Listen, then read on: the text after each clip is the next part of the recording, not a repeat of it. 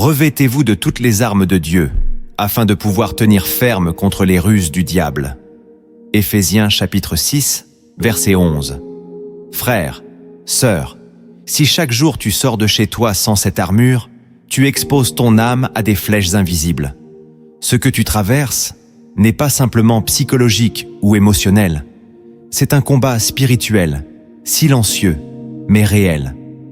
Dans cette vidéo, je vais t'enseigner comment activer pleinement l'armure de Dieu, chaque matin, selon la parole, pour marcher dans la victoire et la paix. Tu vas découvrir des révélations bibliques que peu appliquent réellement, mais qui transforment une vie. Si tu es fatigué de tomber, alors reste jusqu'au bout. Clique sur « J'aime », abonne-toi à Lumière en Christ, et surtout, commente cette phrase pour déclarer ta foi « Je refuse de marcher sans la protection divine ». Ce message peut changer ta manière de prier chaque matin. Écoute bien. Depuis la chute dans le jardin d'Éden, l'humanité est entrée dans une guerre invisible. L'apôtre Paul ne parlait pas en métaphore quand il écrivait. Car nous n'avons pas à lutter contre la chair et le sang, mais contre les dominations, contre les autorités, contre les princes de ce monde de ténèbres. Éphésiens chapitre 6, verset 12. Le chrétien véritable n'est pas simplement un croyant passif, mais un soldat spirituel engagé. Jésus lui-même, avant de commencer son ministère, a été confronté au diable dans le désert, armé uniquement de la parole. Trop de croyants aujourd'hui vivent nus spirituellement, exposés, ignorant de cette armure que Dieu a pourtant déjà mise à leur disposition. L'armure n'est pas symbolique, elle est réelle, puissante et essentielle. Mais elle ne s'active pas automatiquement. Chaque jour, elle doit être saisie par la foi. Celui qui marche sans elle est déjà vulnérable.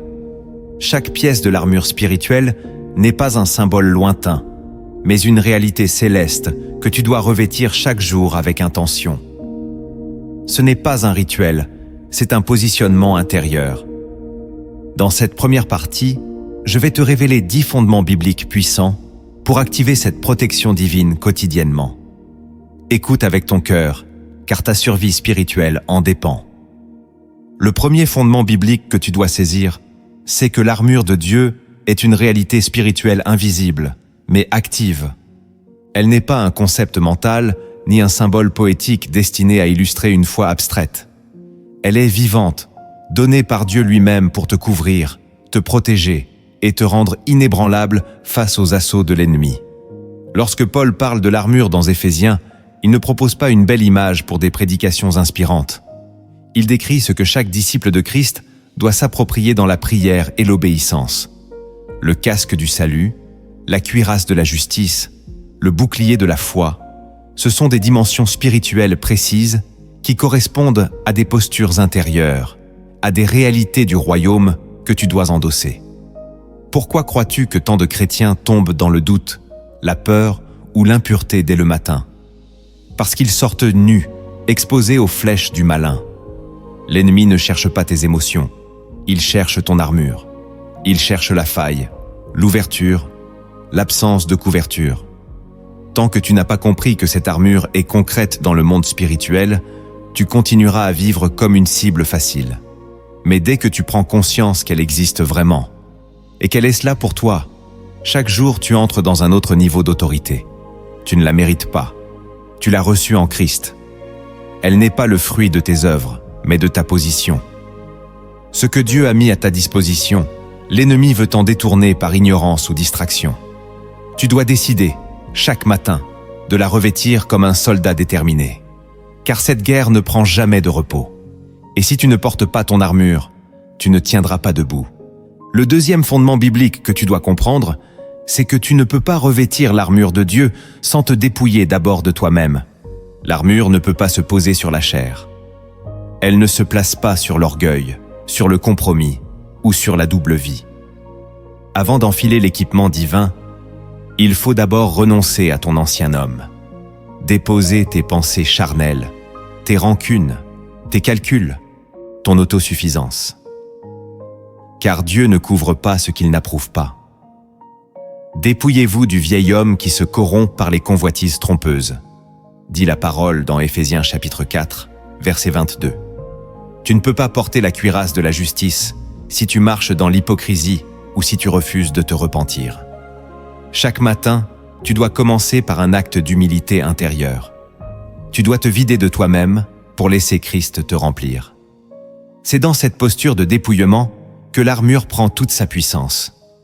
Trop de croyants veulent l'onction sans la consécration, la protection sans l'obéissance, la victoire sans la crucifixion du moi. Mais l'armure est une extension de la nature de Christ. Elle ne fonctionne que si tu acceptes de marcher selon l'Esprit. Celui qui veut revêtir l'armure sans renoncer à sa vieille nature devient un soldat confus, instable, qui se bat dans la chair. Et l'ennemi n'a pas peur de ceux qui prient sans se sanctifier. Il craint ceux qui ont choisi la vérité. L'armure ne couvre pas l'apparence, elle recouvre l'authenticité. Plus tu vis dans la lumière, plus elle s'adapte à toi. Moins tu triches avec Dieu, plus elle te défend. C'est pourquoi chaque jour commence par une mort intérieure. Car celui qui meurt à lui-même vivra pour Dieu et portera son armure comme un feu. Le troisième fondement biblique que tu dois activer, c'est la ceinture de la vérité, la première pièce de l'armure. Sans elle, tout le reste tombe. Paul commence par elle, car la vérité est ce qui soutient ta marche, ton équilibre, ton autorité. Le diable est père du mensonge, et son premier objectif est de te faire douter de ce que Dieu a dit. Si ta vie est bâtie sur des compromis, des demi-vérités ou des excuses spirituelles, tu n'auras aucun ancrage pour résister aux attaques. La ceinture de la vérité, c'est la décision radicale de vivre sans double discours, sans masque, sans arrangement avec le péché. C'est la lumière permanente dans ta conscience, ton cœur et ton langage. Jésus a dit « Vous connaîtrez la vérité, et la vérité vous rendra libre ». Jean chapitre 8, verset 32. Or, beaucoup prient, jeûnent et proclament, mais refusent de confronter leur propre zone d'ombre. Ils veulent l'armure, mais pas la lumière. Mais il n'y a pas de protection sans vérité. La ceinture maintient l'armure. Elle garde l'épée en place. Elle soutient le reste de l'équipement. Si tu la perds, tu deviens vulnérable, même avec tous les autres éléments. Porter la vérité, c'est vivre aligné avec Dieu, même si cela coûte. C'est dire non à la flatterie, à l'hypocrisie, à l'exagération spirituelle. C'est choisir l'intégrité là où personne ne te regarde. C'est refuser de tricher avec toi-même. Et plus tu honores la vérité, plus l'Esprit t'honore, car le Saint-Esprit ne repose pas sur le mensonge. Il est l'Esprit de vérité. Tu veux marcher avec puissance? Commence par la vérité. Tu veux vaincre les ruses du diable? Serre la ceinture. Ce n'est pas une option, c'est la base. Sans elle, tu tomberas, même avec la foi. Avec elle, tu tiendras, même dans le feu. Le quatrième fondement biblique que tu dois établir, c'est la cuirasse de la justice, ton blindage contre l'accusation. Dans le monde spirituel, l'ennemi est présenté comme l'accusateur des frères, selon Apocalypse chapitre 12, verset 10. Il cherche à troubler ta conscience, à te faire croire que tu es indigne, sale, incapable d'être protégé par Dieu. Et si tu n'as pas la cuirasse, tu deviendras sa proie émotionnelle. La cuirasse de la justice n'est pas ton perfectionnisme religieux, ni ta performance morale. C'est la justice de Christ, imputée à celui qui croit. C'est cette conviction profonde que tu as été lavé, purifié, justifié par le sang de l'agneau. Sans cette assurance, tu vacilleras à chaque attaque de culpabilité. Tu reculeras à chaque erreur. Tu douteras de ton appel au moindre péché. Mais celui qui porte la cuirasse avance, car il sait que sa valeur ne dépend pas de ses œuvres, mais de sa position en Christ. Cette cuirasse bloque les flèches empoisonnées de l'ennemi, reproches, condamnation, comparaison, honte, peur du jugement. Quand tu marches dans la repentance et la foi, cette armure se scelle sur ton cœur. Elle protège ton identité. Elle te rappelle que tu es fils, non esclave. Justifié, non condamné. Appelé, non rejeté. Et elle te permet de te tenir debout, non pas par ton mérite, mais par la grâce. Chaque matin, Rappelle à ton âme que la justice de Dieu te couvre. Confesse-la. Proclame-la. Marche dans ses exigences, mais repose-toi dans sa sécurité. Car la cuirasse ne t'étrangle pas. Elle t'enveloppe. Elle ne te pèse pas, elle t'allège. Elle ne dépend pas de toi. Elle repose sur la croix. Et tant qu'elle est sur toi, aucune voix d'accusation ne pourra percer ton cœur. Le 5e fondement biblique que tu dois embrasser, c'est le bouclier de la foi, ton arme de défense contre les attaques invisibles. La foi n'est pas une simple conviction mentale. C'est un bouclier actif, dynamique, capable d'éteindre tous les traits enflammés du malin, selon Éphésiens chapitre 6, verset 16. Ces flèches sont nombreuses, doutes soudains, pensées de peur, attaques mentales, suggestions impures, oppressions nocturnes.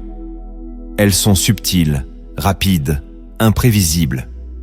Et sans le bouclier, elles pénètrent ton âme. Mais quand tu portes la foi comme une barrière, tu bloques ces flèches avant qu'elles ne s'installent.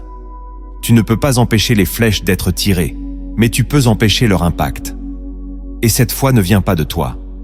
Elle vient de la parole.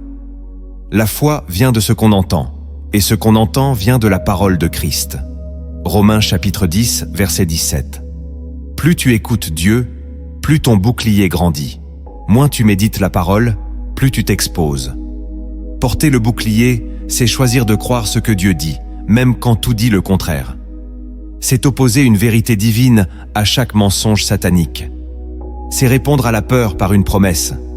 C'est faire confiance quand tu ne comprends pas. Ce bouclier est mobile.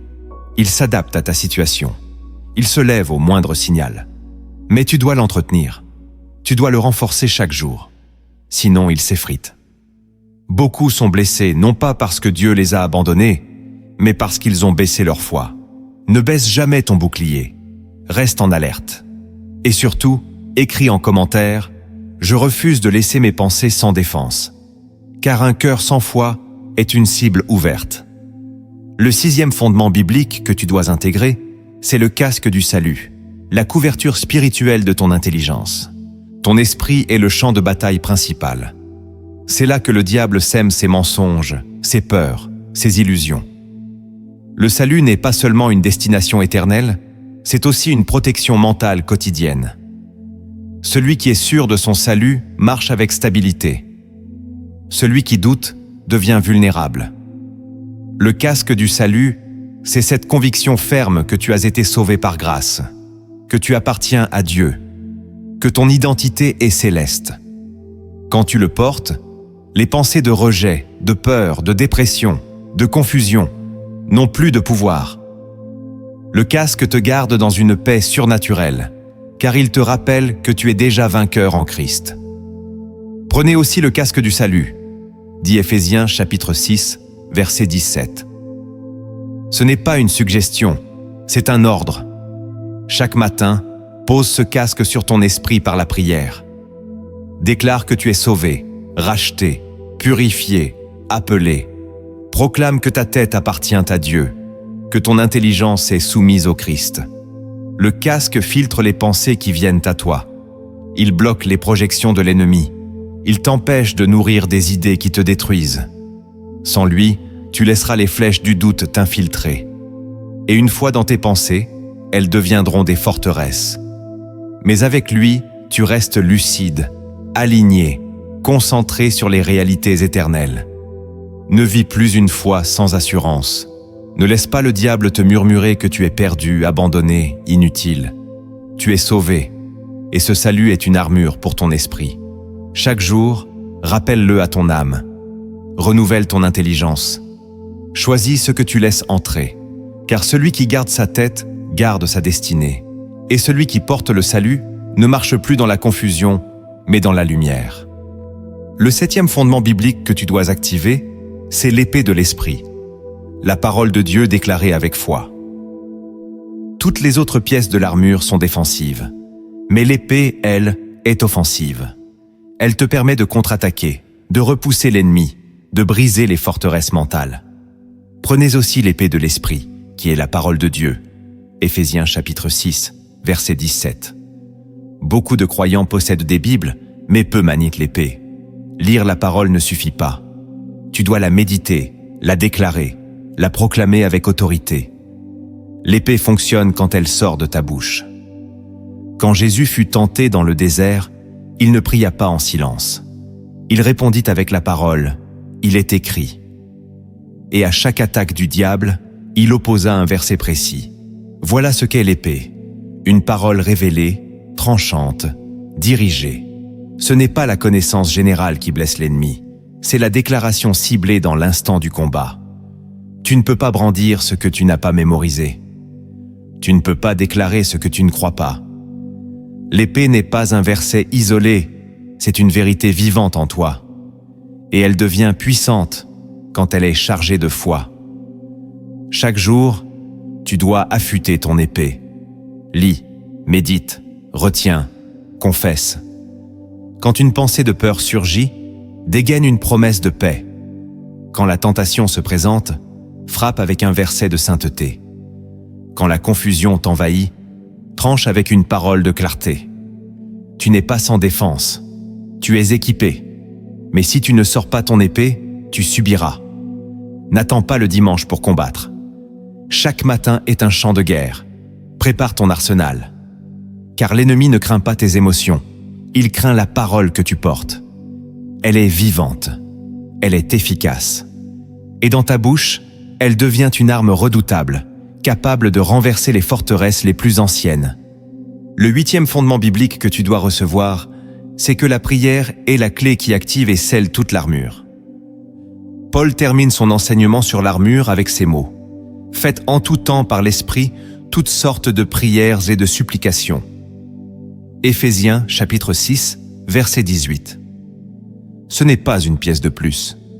C'est la respiration même du soldat spirituel. Sans la prière, l'armure reste inactive. C'est par la prière que tu reçois la force de la porter, la lucidité pour discerner les attaques et la puissance pour tenir ferme. Beaucoup connaissent les versets, mais n'entrent jamais dans la dimension de l'activation. Ils citent l'armure sans la vivre. Mais celui qui prie chaque matin avec foi, dans l'intimité avec le Saint-Esprit, entre dans une réalité de feu. Il ne se contente pas de réciter un texte. Il proclame une autorité. Il ne répète pas un rituel. Il établit un gouvernement. Car la prière est le souffle qui rend l'armure vivante. Tu veux que ta foi devienne un bouclier? Prie. Tu veux que la cuirasse t'enveloppe? Prie. Tu veux que l'épée tranche? Prie. C'est dans la prière que tu t'habilles. C'est dans la prière que tu es revêtu. C'est dans la prière que le Saint-Esprit ajuste chaque pièce sur ton âme. Et cette prière n'est pas une simple demande. Elle est une connexion, un dialogue, une fusion avec Dieu. Ne commence jamais ta journée sans avoir été en sa présence. Tu n'as pas besoin d'une heure. Tu as besoin d'une réelle connexion. 10 minutes de feu valent mieux qu'une heure de distraction. Entre dans ta chambre, ferme la porte, parle-lui, écoute-le, remets-lui ton esprit, ton corps, ta journée, et laisse le ciel te revêtir. Car un cœur qui prie est un cœur qui règne, et celui qui règne ne craint plus les flèches. Le 9e fondement biblique que tu dois discerner, c'est que l'unité avec les autres croyants renforce la puissance de ton armure. Tu n'es pas un soldat isolé, tu fais partie d'une armée. Le combat spirituel n'est pas individuel, il est collectif. Paul, dans Éphésiens, écrit à une église, pas à une personne. Et l'ennemi sait que si tu restes seul, tu seras plus facilement affaibli. L'armure est plus efficace quand elle est soutenue par des frères et sœurs en Christ. Quand tu marches avec d'autres soldats, tu avances en formation, protégé par leur foi, soutenu par leurs prières, relevé par leurs paroles. Le bouclier romain était conçu pour s'assembler à d'autres boucliers. Ensemble, ils formaient une muraille. C'est exactement ce que le corps de Christ représente. Mais aujourd'hui, beaucoup veulent être couverts sans être connectés. Ils veulent l'armure sans la communion. Ils veulent la victoire sans le lien. Or, l'unité est une arme redoutable. Jésus a prié pour que nous soyons un, comme lui, et le Père sont un. Et cette unité libère une protection surnaturelle. Tu dois cultiver des relations spirituelles solides. Fréquente des croyants qui prient. Marche avec ceux qui jeûnent. Encourage ceux qui tombent. Et laisse-toi corriger si besoin. Car parfois, ta cuirasse est fissurée. Mais ton frère la voit avant toi. Parfois, ton casque est de travers, mais ta sœur t'aide à le redresser. L'amour fraternel n'est pas une option, c'est une défense. Et si tu veux tenir dans cette génération, ne marche pas seul. Tu as besoin d'une alliance spirituelle. L'ennemi divise pour frapper, mais ceux qui marchent ensemble triomphent. Car Dieu bénit l'unité, et cette bénédiction est aussi une armure. Le 10e fondement biblique que tu dois honorer, c'est la vigilance constante, la garde de ton âme jour et nuit. L'armure ne se porte pas un jour sur deux. Elle n'est pas faite pour les dimanches matins seulement. Elle est ton vêtement de guerre, ton manteau de feu, ton rempart quotidien. Jésus a dit « Veillez et priez, afin que vous ne tombiez pas dans la tentation ». Matthieu chapitre 26, verset 41. La vigilance est une posture spirituelle. C'est l'attitude d'un cœur éveillé, d'un esprit aux aguets, d'une conscience affûtée. Tu ne peux pas te permettre de baisser ta garde. L'ennemi rôde, cherchant qui dévorer. Et il frappe souvent quand tu dors, quand tu relâches ton attention, quand tu t'habitues à la routine. Mais celui qui veille garde son armure active. Il repère les signaux, il discerne les attaques, il renforce ses défenses. La vigilance, c'est aussi examiner ton cœur. Est-ce que ton bouclier est toujours levé? Est-ce que ta ceinture tient encore? Est-ce que ta foi brûle toujours? Tu dois te sonder chaque jour. Tu dois t'entretenir avec Dieu, comme un soldat avec son général. Et tu dois rester sobre. Refuse la distraction, l'endormissement spirituel, la tiédeur. Car une armure négligée devient une armure percée. Et une armure percée n'arrête plus les flèches. Sois donc vigilant. Garde les yeux ouverts. Car le jour du malheur ne prévient pas. Mais celui qui veille sera prêt. Celui qui veille tiendra ferme. Celui qui veille ne sera pas surpris, car il marche avec son armure et son Dieu combat pour lui. Tu viens de découvrir les fondements visibles de l'armure spirituelle. Mais au-delà de ces pièces connues, il existe des vérités profondes, cachées dans les Écritures, que peu discernent. Dans cette deuxième partie, je vais te révéler 10 mystères bibliques qui transforment l'armure en autorité et la protection en feu. Prépare ton cœur à recevoir l'invisible. La première vérité cachée que tu dois découvrir, c'est que l'armure de Dieu ne protège que celui qui avance. Beaucoup pensent que cette armure est faite pour rester immobile, pour se cacher dans une position de défense, comme si la foi consistait à survivre dans l'attente du ciel. Mais dans le monde spirituel, l'armure n'est pas conçue pour les passifs. Elle est faite pour les conquérants. Regarde-la bien. Il n'y a aucune protection pour le dos. Rien ne couvre la fuite. Rien ne protège celui qui tourne le dos au combat. Car Dieu ne t'a pas équipé pour fuir l'adversité, mais pour la traverser, pour l'affronter, pour y briller. Nous ne sommes pas de ceux qui se retirent pour se perdre, mais de ceux qui ont la foi pour sauver leur âme.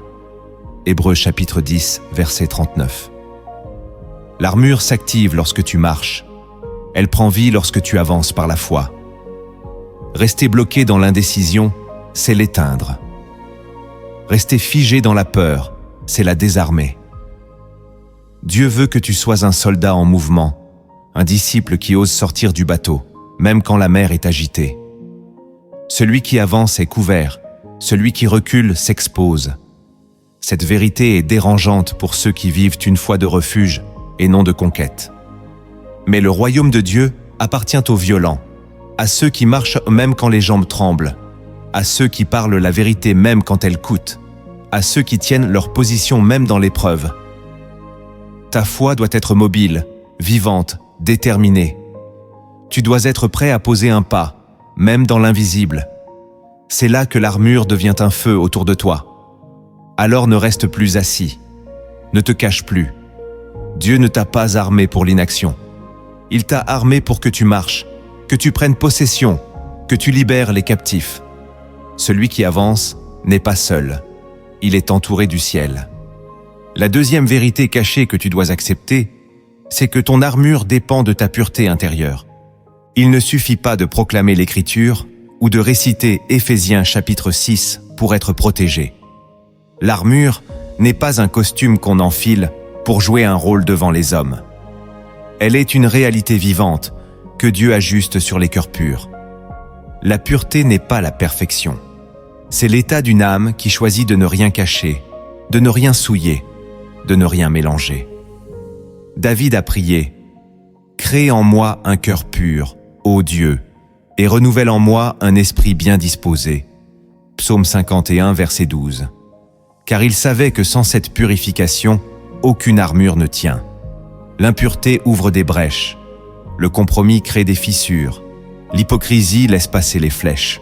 Tu peux avoir toutes les apparences d'un guerrier de Dieu, mais si ton cœur est souillé, tu restes vulnérable. Le diable ne craint pas l'éloquence, il craint la sainteté. Il ne fuit pas devant tes versets, mais devant ta consécration. Celui qui vit dans la lumière devient un véritable mur de feu. Celui qui se sanctifie devient intouchable. Chaque jour, tu dois laver ton cœur dans la parole, confesser ce qui doit être confessé, renoncer à ce qui attriste l'esprit. C'est dans ce dépouillement que ton armure s'ajuste, qu'elle devient étanche, solide, tranchante. La pureté te donne accès à une sensibilité divine. Tu entends plus vite, tu discernes plus profondément, tu résistes plus longtemps, et surtout, tu tiens debout quand d'autres tombent. Ne laisse aucune impureté ronger ton armure de l'intérieur. Ce ne sont pas les grandes fautes qui détruisent les soldats de Dieu, ce sont les petites tolérances, les détails ignorés, les désobéissances répétées. Marche dans la crainte du Seigneur, et ton armure brillera de sa lumière. Car Dieu couvre ceux qui se gardent pour lui. Et là où il trouve un cœur pur, il libère sa puissance. La troisième vérité cachée que tu dois méditer, c'est que l'armure se transmet par l'intimité avec le Saint-Esprit. Tu peux tout connaître des Écritures, et pourtant ne rien porter. Car cette armure ne vient pas de la lettre, mais de la relation. C'est dans la communion avec le Saint-Esprit que l'armure s'active, se révèle, se pose sur toi. Paul dit « Marchez selon l'Esprit, et vous n'accomplirez pas les désirs de la chair. » Galates chapitre 5, verset 16. La chair est incompatible avec l'armure. Mais l'intimité avec l'Esprit crée une atmosphère de feu autour de ton âme. Chaque pièce de l'armure est une manifestation de Christ en toi. Et seul l'Esprit peut former Christ en toi. Le casque devient une pensée renouvelée par l'Esprit. Le bouclier devient une foi née dans sa présence. L'épée devient une parole reçue dans le silence. Sans cette connexion vivante, tu manipuleras des versets sans vie, tu imiteras des postures sans puissance. Mais celui qui connaît l'Esprit devient revêtu de l'intérieur. Il ne force pas, il rayonne, il ne récite pas, il incarne. L'armure ne s'active pas par des méthodes, mais par une présence. Es-tu en communion avec lui? Te lèves-tu chaque matin avec cette soif d'être rempli, corrigé, guidé? L'intimité n'est pas un bonus, c'est la base. C'est elle qui fait de toi un véritable soldat. L'Esprit voit les flèches avant qu'elles n'arrivent. Il ajuste ta cuirasse quand tu ne vois pas la faille. Il renforce ton casque quand la confusion veut s'installer. Il te pousse à proclamer l'épée juste au moment stratégique. Sans lui, tu es dans les ténèbres, même avec des versets. Avec lui, tu es lumière, même dans la nuit. Cultive cette proximité. Parle-lui, attends-le, honore-le. Car chaque matin où tu l'ignores, tu t'exposes. Et chaque jour où tu le cherches, tu t'armes d'une gloire invisible que l'ennemi ne peut percer. La quatrième vérité cachée que tu dois saisir, c'est que l'adoration renforce ton armure plus que n'importe quel effort. Beaucoup de croyants cherchent la protection, en multipliant les prières mécaniques, les proclamations sans feu, les stratégies humaines. Mais ils oublient la puissance de l'adoration véritable. Celle qui ne demande rien, mais qui élève Dieu pour qui il est. L'adoration est une atmosphère qui repousse les ténèbres. Elle attire la présence divine, et avec elle, une protection surnaturelle. David, en adorant, faisait fuir les esprits mauvais qui tourmentèrent Saül. Et pourtant, il ne disait pas un mot contre eux. Il adorait simplement. Dieu siège au milieu des louanges de son peuple. Psaume 22, verset 4. Or, là où Dieu siège, l'ennemi fuit. L'adoration est une muraille invisible. Elle endurcit ton armure. Elle te rend insaisissable. Pourquoi ? Parce qu'elle change ton atmosphère intérieure. Elle t'élève au-dessus du champ de bataille. Elle te fait regarder depuis les hauteurs. Adorer, ce n'est pas fuir le combat, c'est te placer au-dessus du feu. C'est là que tu retrouves la paix, que tu entends la stratégie divine, que tu reçois la force pour tenir. Même dans l'épreuve, même dans la douleur. Celui qui adore, même au milieu des flammes, devient une arme vivante. L'adoration n'est pas un chant, c'est un feu. Ce feu consume les chaînes invisibles. Il brise les oppressions. Il restaure l'autorité. Adore donc chaque matin, pas pour demander, mais pour élever, pas pour recevoir, mais pour aimer. Plus tu adores, plus ton armure resplendit. Plus tu l'élèves, plus il te couvre. Ce n'est pas une émotion, c'est une posture. Et celui qui adore véritablement devient intouchable, car Dieu descend là où on l'élève. La cinquième vérité cachée que tu dois croire, c'est que ton obéissance quotidienne scelle ton armure dans le monde invisible. Ce n'est pas ce que tu proclames qui donne de la solidité à ton armure, c'est ce que tu obéis. L'ennemi reconnaît l'autorité de ceux qui marchent dans la soumission à Dieu. Jacques l'a déclaré clairement, « Soumettez-vous donc à Dieu, résistez au diable, et il fuira loin de vous. » Jacques chapitre 4, verset 7. Mais il y a un ordre. D'abord la soumission, ensuite la résistance. L'armure obéit à ce principe. Tu ne peux pas marcher avec puissance si tu refuses les instructions de Dieu. Chaque obéissance, même simple, ajoute une couche de fer à ton armure. Chaque compromis, même discret, ouvre une brèche. L'obéissance ferme les portes. Elle scelle les pièces. Elle rend ta position inattaquable. Obéir à Dieu dans le secret, dans les détails, dans les choses que personne ne voit, c'est là que se forme le vrai soldat.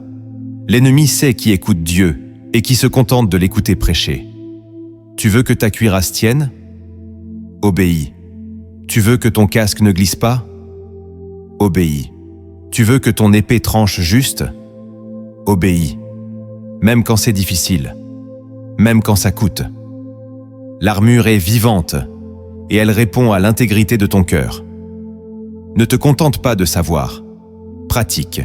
Mets en œuvre. Agis selon ce que Dieu te dit. Même si tu ne comprends pas tout. Car chaque obéissance est un acte de guerre contre le royaume des ténèbres. Et plus tu marches dans l'obéissance, plus ton armure devient indestructible. La sixième vérité cachée que tu dois connaître, c'est que le silence stratégique fortifie ton armure plus que les paroles inutiles. Dans un monde bruyant, saturé d'opinions, de débats et de justifications, le croyant oublie souvent que le silence est une arme. Jésus lui-même, face à ses accusateurs, a souvent gardé le silence. Ce n'était pas de la faiblesse, mais de la maîtrise. Le silence permet à l'armure de ne pas être fissurée par des paroles précipitées. Celui qui veille sur sa bouche garde son âme. Proverbe, chapitre 13, verset 3. Ton armure est affaiblie quand tu parles hors de la volonté de Dieu, quand tu te plains, quand tu murmures, quand tu prononces des paroles de doute ou de critique. Chaque mot a un impact spirituel. Le diable écoute ce que tu déclares. Il note tes peurs. Il se nourrit de tes confessions négatives. Mais quand tu choisis de te taire dans la prière, de méditer en silence, d'attendre Dieu sans réagir à la chair, ton âme se fortifie. Tu deviens plus aiguisé, plus précis, plus stable. Le silence spirituel n'est pas de l'inaction, c'est une concentration. C'est dans le silence que l'esprit parle. C'est dans le calme que l'armure se resserre. Chaque matin, apprends à commencer ta journée non pas dans le bruit, mais dans la retenue. Avant de parler aux hommes, parle à Dieu. Avant de répondre à l'offense, écoute l'esprit. Avant d'expliquer tes douleurs, adore. Ce silence n'est pas vide. Il est plein de puissance. Il te protège des erreurs, des conflits inutiles, des brèches ouvertes par la langue. Et surtout, il te rend plus sensible à la voix divine. Celui qui sait se taire marche dans l'autorité, car l'armure se resserre là où le cœur est paisible. Et celui qui garde sa bouche garde son casque. Celui qui veille sur ses mots renforce son bouclier. Choisis donc le silence stratégique, et ton armure deviendra impénétrable. La 7e vérité cachée que tu dois méditer, c'est que les épreuves renforcent ton armure au lieu de la détruire. Beaucoup voient les combats de la vie comme des attaques injustes, des injustices à fuir, des douleurs à éviter.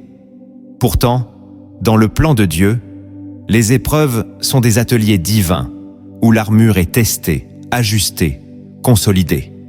Jacques déclare « Mes frères, regardez comme un sujet de joie complète les diverses épreuves auxquelles vous pouvez être exposés, sachant que l'épreuve de votre foi produit la patience. » Jacques chapitre 1, versets 2 et 3. Ce n'est pas un texte de consolation, c'est une révélation spirituelle. Ton armure ne se construit pas dans le confort, mais dans le feu. Chaque souffrance que tu traverses avec foi façonne ta cuirasse, solidifie ton bouclier, affermit ton casque. Tu ne deviens pas fort en évitant les combats, mais en les traversant avec Dieu.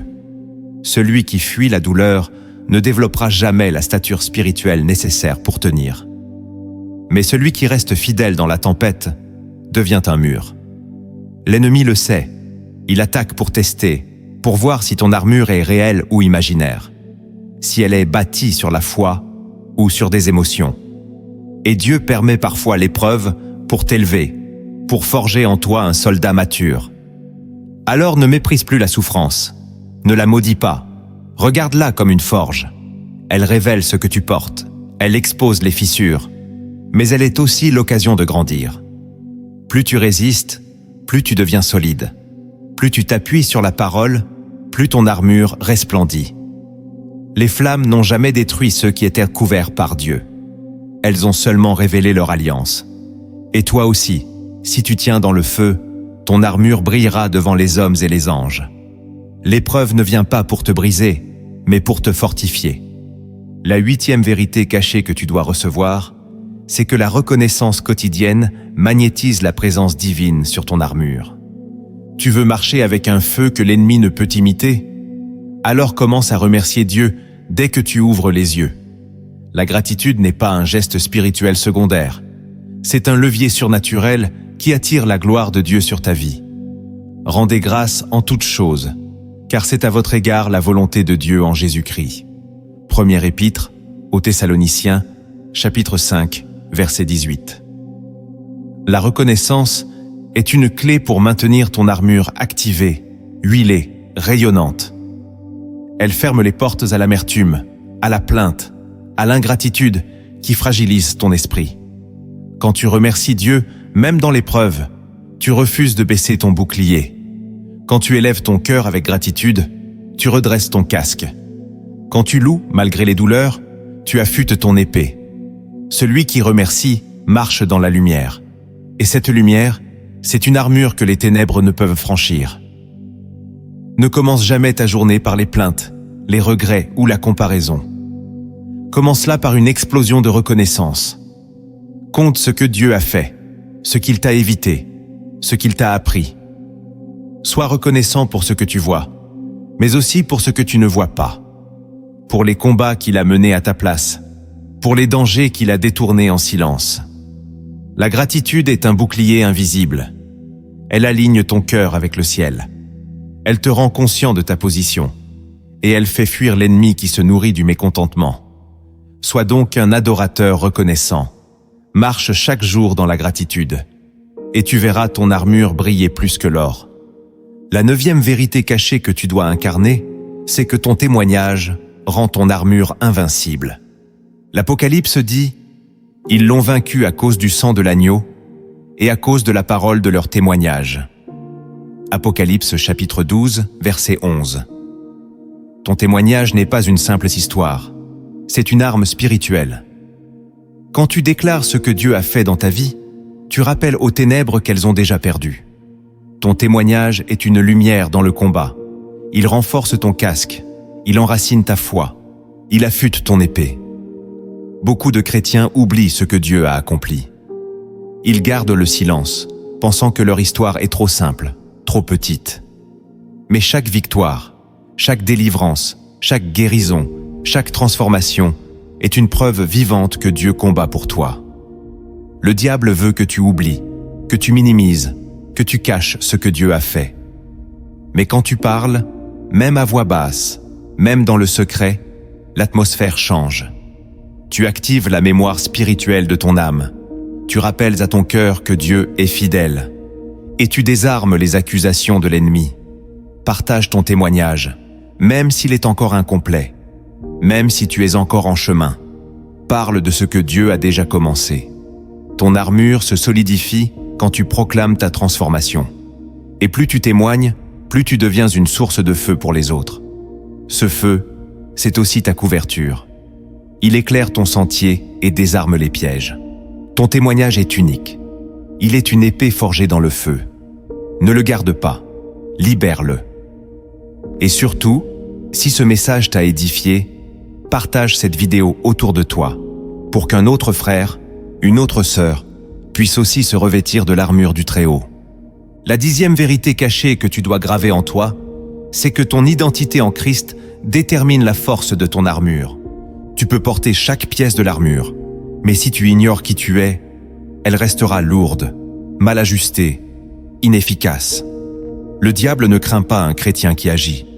Il craint un chrétien qui sait qu'il est fils, qui sait qu'il est héritier, qui sait qu'il est assis dans les lieux célestes avec Christ. Si quelqu'un est en Christ, il est une nouvelle créature. 2 Corinthiens chapitre 5, verset 17. Ta vraie force vient de cette position. Tu ne combats pas pour gagner. Tu combats parce que la victoire a déjà été remportée. L'armure est l'uniforme de ton identité. Elle ne te transforme pas. Elle révèle ce que tu es déjà en Christ.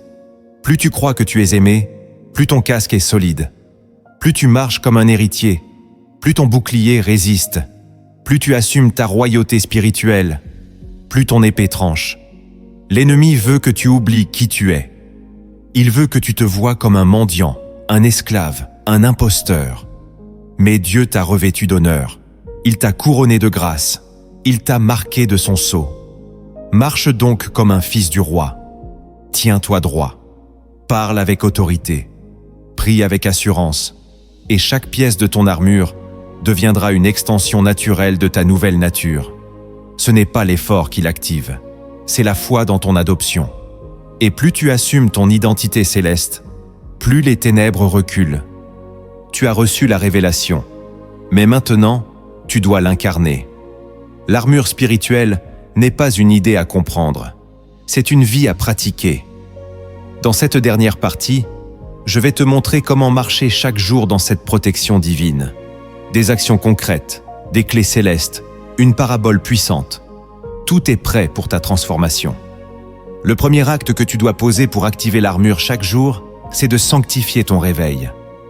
Dès l'instant où tes yeux s'ouvrent, le monde invisible est déjà en mouvement. Les pensées s'activent, les tentations s'annoncent, les attaques se préparent. Tu ne peux pas sortir du lit comme un homme charnel, enchaîné à ses notifications, à ses soucis ou à ses obligations. Tu dois sanctifier ton premier souffle. Le réveil est un autel. Soit tu le dédies à Dieu, soit il sera envahi par la chair.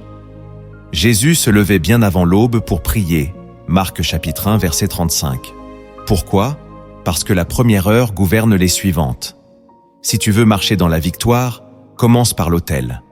Tu n'as pas besoin de longues heures, mais de profondeur. 10 minutes de silence, de gratitude, de proclamation suffisent à fortifier ton esprit. Dis à ton âme, « Aujourd'hui, je choisis la lumière. » Ouvre ta Bible, même un seul verset, et nourris ton cœur. Prononce une prière courte mais sincère. « Revêt-moi, Seigneur. Couvre mon esprit.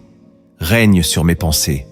Guide mes pas. » Évite de parler aux hommes avant d'avoir parlé à Dieu. Évite de remplir ton esprit de bruit avant d'avoir écouté le ciel. C'est dans ce moment sacré que ton armure commence à se poser.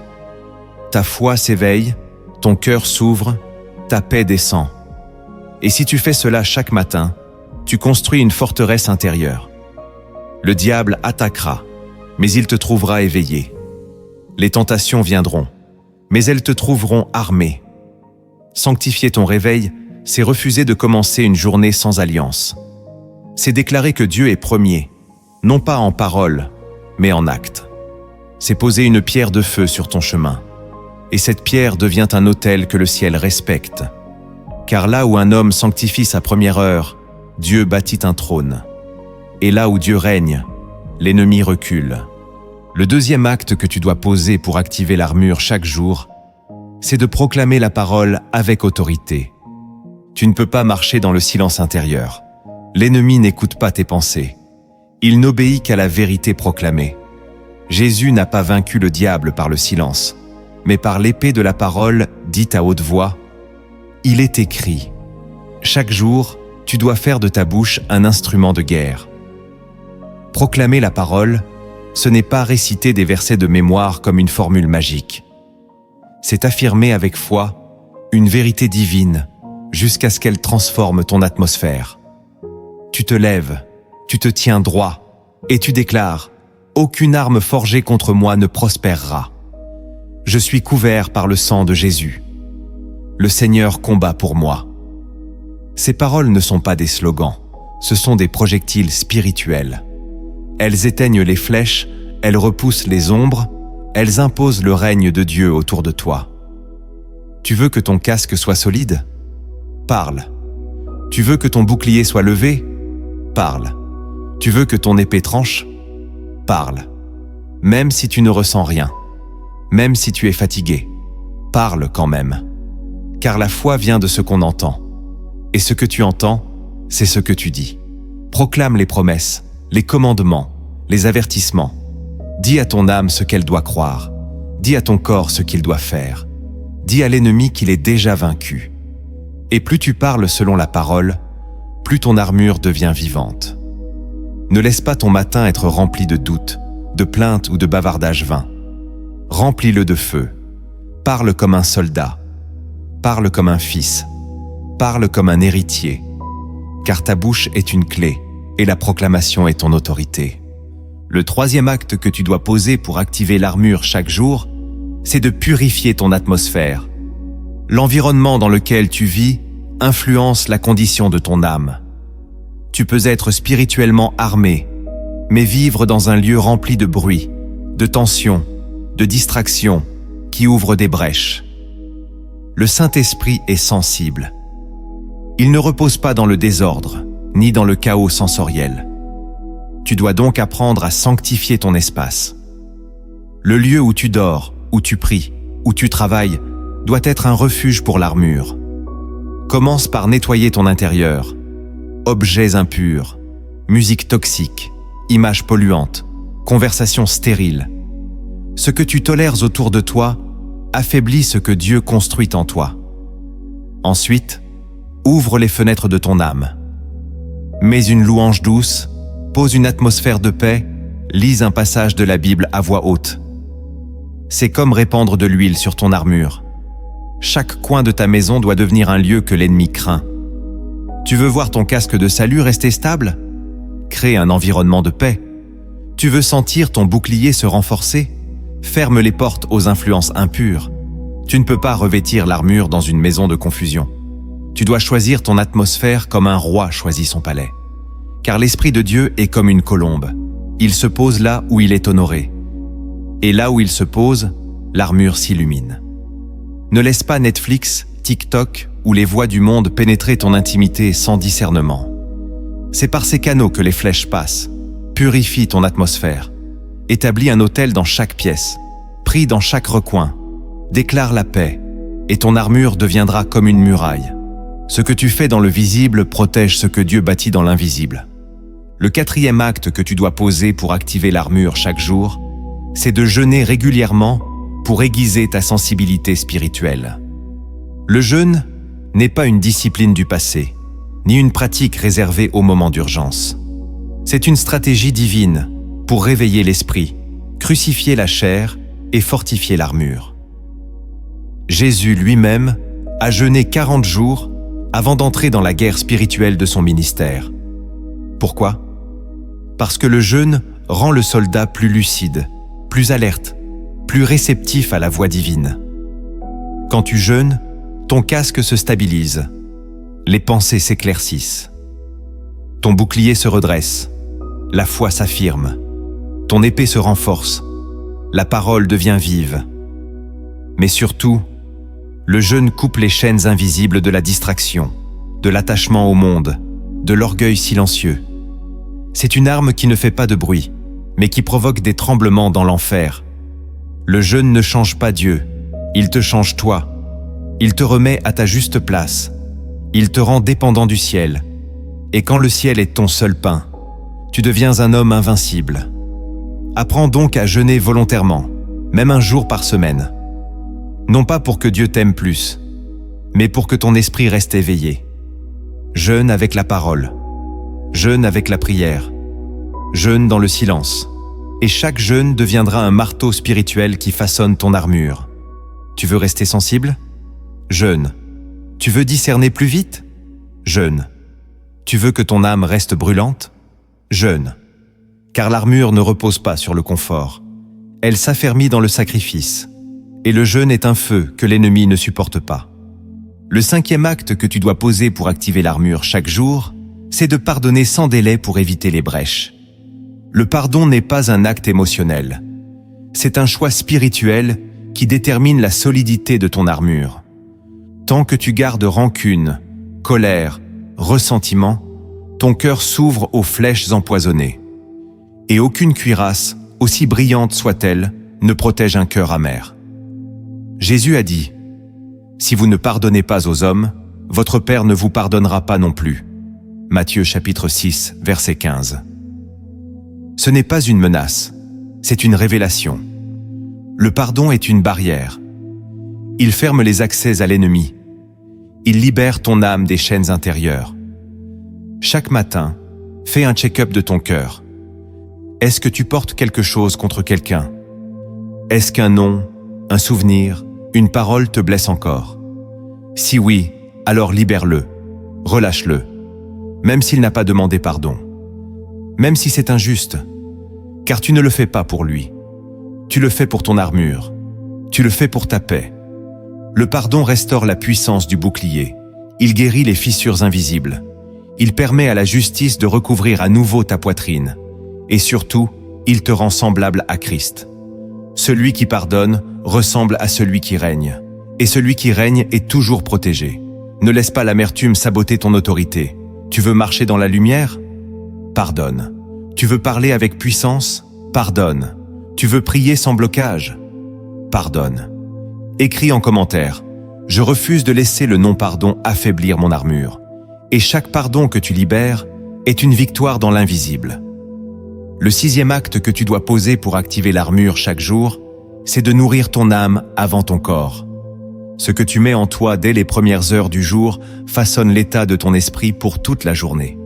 Si tu nourris ton corps, mais laisses ton âme vide, tu seras fort extérieurement mais fragile dans l'invisible. Jésus a dit « L'homme ne vivra pas de pain seulement, mais de toute parole qui sort de la bouche de Dieu. » Matthieu chapitre 4, verset 4. Chaque matin, avant même de penser à manger, bois la parole. Lis un passage. Médite une promesse. Laisse une vérité biblique nourrir ton intérieur. Ce pain-là est vivant. Il fortifie, éclaire, restaure. Il remplit ton casque, ton bouclier, ton épée. Même 10 versets lus avec foi peuvent transformer ton atmosphère. Si tu commences tes journées avec les nouvelles du monde, les réseaux sociaux ou les bavardages humains, tu affaiblis ton armure. Tu ouvres la porte au doute, à la comparaison, au poison émotionnel. Mais si tu choisis de nourrir d'abord ton esprit, tu actives une barrière divine. Ton casque se pose avec clarté, ton bouclier s'élève sans effort, et ta foi grandit sans bruit. Apprends à préparer ton petit déjeuner spirituel avant ton café. Garde une Bible ouverte sur ta table. Garde un verset dans ton miroir. Laisse une louange t'accompagner pendant que tu te laves, pendant que tu marches. C'est dans ces détails que l'armure prend racine. Le monde nourrit la chair, mais le soldat nourrit l'esprit. Et souviens-toi, l'ennemi ne craint pas un estomac rempli, mais un esprit en feu. Celui qui se nourrit de la parole est comme un arbre enraciné. Il ne tremble pas, même sous la tempête. Il porte du fruit en saison, et son armure ne tombe jamais. Le 7e acte que tu dois poser pour activer l'armure chaque jour, c'est de demeurer conscient de la présence de Dieu à chaque instant. L'armure spirituelle n'est pas seulement une protection extérieure, elle est une conscience intérieure. Elle devient vivante, réactive, tranchante, uniquement dans un cœur qui reste connecté à celui qui l'a donnée. Tu peux la revêtir le matin, mais si tu perds la présence de Dieu au cours de la journée, elle se relâche. « Je suis toujours avec vous », dit Jésus dans Matthieu chapitre 28, verset 20. Mais la question n'est pas « Dieu est-il là ?» Elle est « Suis-je encore attentif à sa présence ?» Demeurer conscient, c'est entretenir le lien. C'est parler à Dieu en silence dans le bus, dans la rue, en marchant. C'est invoquer son nom quand une situation se tend. C'est se recentrer sur sa voix avant de réagir. Celui qui garde cette conscience ne marche jamais nu. Il reste armé, même dans la foule, même dans le tumulte. Il reste sous le feu du ciel. Comment entretenir cette conscience? Par des rappels quotidiens, un verset affiché, une louange en fond, une prière murmurée entre deux tâches. Ce ne sont pas des gestes religieux, mais des ponts invisibles. Ils ramènent ton cœur à la source. Et quand ton cœur reste connecté, l'armure reste scellée. Elle ne tombe pas, elle ne s'effrite pas, elle vit. Celui qui vit dans cette conscience devient imprenable. Il ne perd pas la paix au premier conflit. Il ne réagit pas à la chair. Il marche dans la lumière. Et cette lumière est une muraille. Tu veux marcher protégé? Ne quitte jamais la présence. Et quand tu sens qu'elle s'éloigne, arrête-toi. Ferme les yeux. Rappelle-lui que tu es là. Car Dieu ne quitte jamais celui qui veille sur lui. Avant de conclure, écoute cette parabole inspirée des cieux. Elle ne te donnera pas une leçon de plus. Elle te donnera une image à graver dans ton esprit. Car parfois, une histoire parlée dans le silence peut faire plus que 100 versets. Ouvre ton cœur. Car dans cette parabole se cache peut-être ton propre appel. Il était une fois, dans une vallée cachée entre deux montagnes oubliées, un jeune berger nommé Eliam. Depuis son enfance, il vivait isolé, veillant sur quelques brebis, ignorant tout des guerres qui déchiraient les royaumes lointains. Mais une nuit, un vieil homme vêtu de blanc frappa à sa porte. Il portait un bâton, un regard profond et un message. « Le roi t'attend. Ton appel n'est pas de paître, mais de combattre. » Eliam, surpris, répondit « Je ne sais rien de la guerre. Je n'ai jamais quitté ces collines. Je ne suis ni fort, ni entraîné. » Le vieil homme sourit, posa une main sur son cœur et murmura « Le roi équipe ceux qui l'appellent. Viens. » Ils marchèrent toute la nuit, traversant des terres désertes, jusqu'à une forteresse dissimulée dans les brumes. Là, une armurerie céleste les attendait. Chaque pièce d'armure était forgée de lumière. Une voix résonna dans la salle. « Eliam, voici ton héritage. » Le jeune berger s'approcha, hésitant. Une cuirasse se posa sur sa poitrine. Elle vibrait d'une paix inconnue. Puis, un casque descendit lentement sur sa tête, apaisant ses pensées. Un bouclier se forma dans sa main gauche, stable, léger, mais solide comme la montagne. Une épée jaillit dans sa main droite, tranchante, mais douce au toucher. « Tu n'as rien gagné de tout cela, » lui dit la voix. « Mais ton obéissance t'en rend digne. » Eliam fut ensuite conduit dans une salle circulaire où un grand miroir l'attendait. Il s'y regarda et ce qu'il vit le fit trembler. Il n'y avait pas de visage. Son reflet était vide. Le vieil homme dit « Tant que tu ignores qui tu es, ton armure reste incomplète.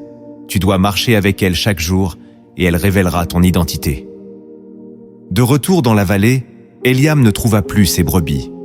Le lieu était vide, mais il y avait une route droite, inconnue, qui menait vers le nord. Il comprit alors, la saison du silence était finie. Il se mit en marche. Chaque pas le fortifiait. Il ne savait pas ce qui l'attendait. Mais il savait une chose. Il n'était plus nu. Il était revêtu.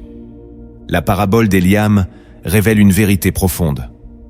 L'armure spirituelle n'est pas une récompense pour les forts, mais une grâce offerte aux obéissants. Ce jeune berger n'avait ni titre, ni formation, ni gloire passée. Mais il avait une oreille ouverte et un cœur prêt à suivre l'appel. C'est cela que Dieu cherche. Non pas des héros déjà forgés, mais des cœurs malléables, capables de dire oui. L'armure ne s'impose pas, elle se reçoit. Et elle ne se reçoit pas par mérite, mais par réponse. Le silence de la vallée représente cette phase dans nos vies où tout semble ordinaire, répétitif, inutile. Mais dans l'ombre, Dieu prépare toujours quelque chose. Et lorsque le moment arrive, il envoie toujours une voix, parfois un homme, une parole, une conviction, pour te dire « Lève-toi, le temps est venu de combattre ». Le miroir sans visage est l'image de tant de croyants aujourd'hui, protégés en apparence, mais perdus dans leur identité. Car tu peux porter les habits du royaume sans encore savoir qui tu es. Ce n'est qu'en marchant avec ton armure, en la vivant, en l'activant, que ton vrai reflet spirituel apparaît. C'est dans l'obéissance quotidienne, dans la fidélité silencieuse, dans la marche constante, que ton identité céleste se dessine. Et enfin, la route du Nord représente cette destinée que Dieu ouvre à ceux qui acceptent de sortir de leur confort. Elle n'est pas toujours éclairée, ni rassurante, mais elle est réelle. Et chaque pas dans l'inconnu, chaque pas dans la foi, active davantage ton armure. Leçon. Tu n'as pas besoin d'être prêt. Tu as besoin d'être disposé. L'armure ne couvre pas les orgueilleux. Elle descend sur ceux qui disent « oui ». Et ce « oui », murmuré au bon moment, peut changer toute une vie. Il peut faire d'un berger invisible un guerrier éternel. Tu viens de recevoir les clés, non pas d'un savoir, mais d'un manteau.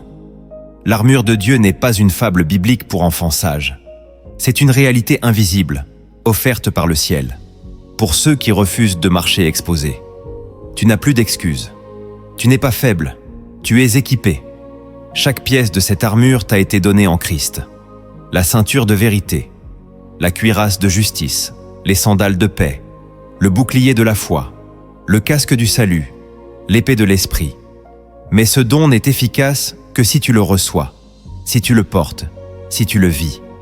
Chaque matin est un champ de bataille. Chaque journée est un territoire à reconquérir. Tu ne combats pas pour survivre. Tu combats pour établir le royaume. Et celui qui marche revêtu devient un ambassadeur céleste, un mur contre les ténèbres.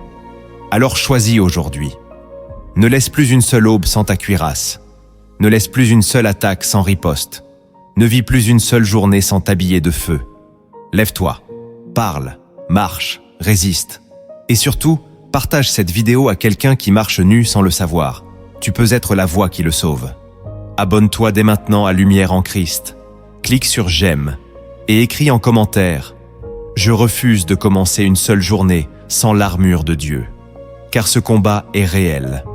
Et ceux qui le gagnent sont ceux qui se tiennent prêts. » Maintenant que tu connais la vérité, ferme les yeux, détache-toi du bruit, laisse cette prière descendre dans ton âme. C'est plus qu'une prière, c'est une activation, une convocation céleste. Reçois chaque mot, proclame chaque phrase, que ton esprit s'ouvre, car Dieu veut te revêtir maintenant. Seigneur éternel, Roi des rois, Père des lumières, source de toute vie et de toute vérité, me voici devant toi. Je viens sans masque, sans faux semblant, sans défense humaine. Je viens tel que je suis, mais avec le désir brûlant d'être revêtu de ce que toi seul peux m'offrir, ton armure divine. Je reconnais que sans toi, je suis nu dans un monde qui brûle. Sans ta vérité, je suis exposé aux mensonges. Sans ta justice, je suis vulnérable aux accusations. Sans ta paix, mes pas sont incertains. Sans la foi, je tremble. Sans le salut, je me perds. Sans ta parole, je reste muet dans le combat. Mais aujourd'hui, je ne veux plus avancer sans être couvert. Aujourd'hui, je viens chercher ce manteau de feu. Pose sur moi ta ceinture de vérité. Serre-la autour de mes reins. Que toute illusion, tout compromis, toute hypocrisie soit arrachée de mon être. Apprends-moi à marcher dans la lumière, à aimer la clarté, à fuir le double langage. Que ta vérité devienne ma stabilité, que ta parole devienne ma fondation. Pose sur ma poitrine la cuirasse de la justice. Couvre mon cœur, couvre mes intentions, couvre mes émotions. Non par mes mérites, mais par ta grâce. Que chaque accusation de l'ennemi tombe devant cette cuirasse. Je ne suis pas parfait, mais je suis pardonné. Je ne suis pas irréprochable, mais je suis justifié. Et cette justice me défend. Chausse mes pieds de la paix. Que là où je marche, ta paix me précède. Même dans les lieux sombres, même au milieu des conflits. Que je ne sois jamais un agent de division, mais un porteur de ta paix. Que mes décisions soient ancrées, que mes pas soient fermes, que mon chemin soit droit. Place entre moi et les ténèbres le bouclier de la foi. Je l'élève maintenant. Je bloque les flèches du doute, du rejet, de la peur, de l'impureté. Je déclare que ma foi est vivante, non parce que je ressens, mais parce que je crois. Et je crois que tu combats pour moi. Je crois que tu es avec moi. Je crois que l'enfer tremble quand je reste debout. Pose sur ma tête le casque du salut. Protège mes pensées. Nettoie ma mémoire. Garde mon intelligence. Je refuse les pensées d'échec, d'abandon, de colère, de dévalorisation. Je déclare que je suis sauvé. Je suis aimé. Je suis choisi. Et mon esprit appartient à ton royaume. Mets dans ma main droite l'épée de l'esprit. Donne-moi une parole tranchante, une parole précise, une parole pleine de feu. Enseigne-moi à proclamer, à déclarer, à affronter avec ton autorité. Que ta parole devienne mon langage quotidien, que ma bouche soit un canal de puissance. Seigneur, je choisis maintenant de sanctifier mes matins, de commencer chaque jour avec toi, de ne jamais sortir sans être armé. Je veux te donner mes premières minutes. Je veux te chercher avant toute autre voie. Apprends-moi à garder cette alliance.